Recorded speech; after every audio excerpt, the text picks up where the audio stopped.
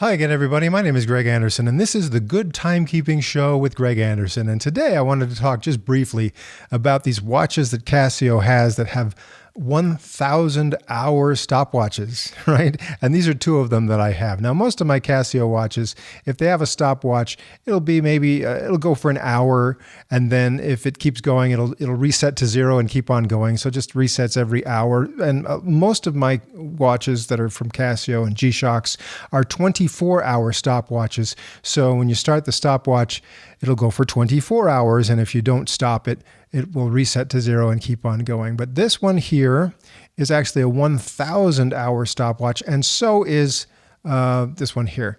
And so what I've done here, the thing is, I wanted to show you what it looks like when it actually makes that changeover from 999 hours and 59 minutes and 59 seconds to the 1,000 hours. And the problem with trying to show you that is that, unfortunately, 1,000 hours is actually 41 days plus 16 hours. So 41 and 2/3 days to get up to the full 1,000 hours.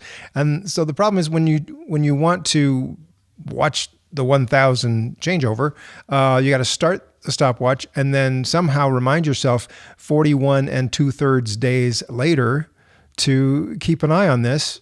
And if you miss it, say on the 43rd day, you look at it and go, oh, wait, it's back down below 1,000. I missed it. Then you have to wait another, almost a month and a half to see that happen again. So if you keep missing that somehow, it's just frustrating to have to wait a full 1,000 hours to make it happen again. So what I did was I managed to stop this when it was only about 10 minutes away from the 1,000 hour mark. So I'm going to show you in this video what this looks like when it gets up to 1,000 hours. And then not only will I have it preserved on a video recording, but you can watch it too. And so that if you miss that changeover on your own watch, you can watch my video and kind of feel the thrill of reaching 1,000 hours on your stopwatch. See this one right here? I could start this right now, and again, it's gonna count this one hours, minutes, seconds, and tenths of a second, and it'll take 1,000 hours to get all the way back to zero again. And this one here, again, it's almost there. So, all right, let's just wait a moment, and I will show you the moment when this thing reaches 1,000 hours.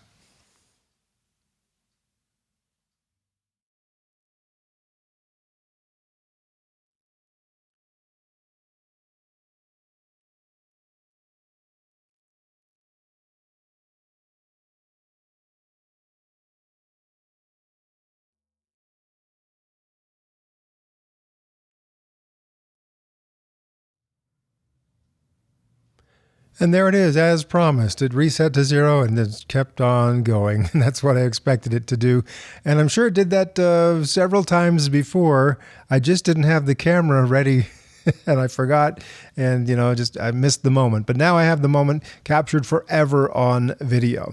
Now you can see this little animated circle here that is moving kind of, corresponding to every second that passes here. And then when I go back to the regular timekeeping screen, again, I get some sort of animation here that corresponds to the passage of every 5 seconds it appears, and then the next 5 seconds they all disappear.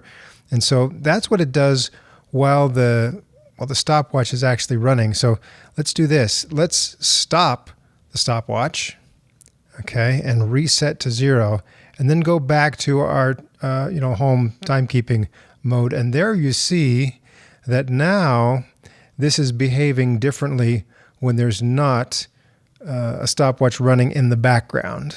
So this just has, looks like 60 little segments that will, appear and disappear every minute, when it's in the regular timekeeping mode. So some people have seen this Rangeman on my YouTube channel before, and they observed that this little animated circle was doing something different than it does on their watches, probably because on their watches, the stopwatch was not running, and on my watch, the stopwatch was running in the background, And that's why it looks like that. Of course, the animated circle also interacts with the countdown timer. So if I do that, running a countdown timer, then what I get here is that it corresponds to the number of minutes that I'm counting down. So that's why, it's kind of showing that it's just slightly less than 30 minutes. Therefore, that kind of 30-minute marker is kind of blinking right there. And if I go back to the regular timekeeping mode,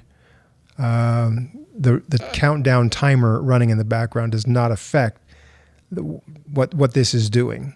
Only if there's a stopwatch running in the background will you see something different there in that little animated circle. So that's just some fun stuff to know about the Rangeman.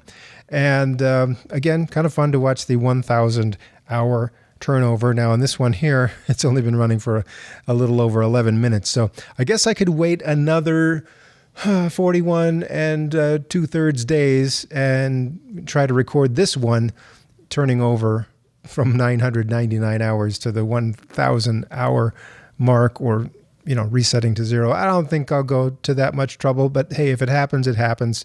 Anyway, now you've seen the proof that it's a 1,000-hour stopwatch. And maybe you can add something to the comments below if you found some need for a 1,000-hour stopwatch. I really can't think of something that I want to time that lasts, a full 1,000 hours. But if you can think of something, go ahead, let us all know in the comments, because that would be kind of fun to know.